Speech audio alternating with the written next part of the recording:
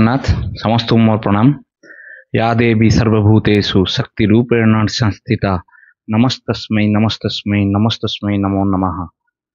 शारदीय दुर्गा पूजा करे समस्त विश्ववासी को अभिनंदन।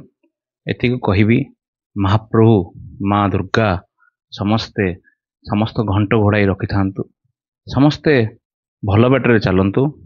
यही होथिबा जो विषम परिस्थिति चली वर्तमान विश्व रे ये युद्ध बंद हो, माँ को आशीर्वाद रहू, समस्त मनरे मैत्री स्थापना हो, समस्ते विश्ववासी हस खुशी एवं प्रस्फुटित मनोभाव रे समस्त को एकाग्रत करंतु, कोलाग्रत करंतु, समस्ते खुशी रे रुहंतु। एति कहबी महाप्रभु पाखरे माँ दुर्गा पाखरे एति प्रार्थना करी बहुत भल परवर्ती मुहूर्त हो एवं भारत विश्वगुरु हो।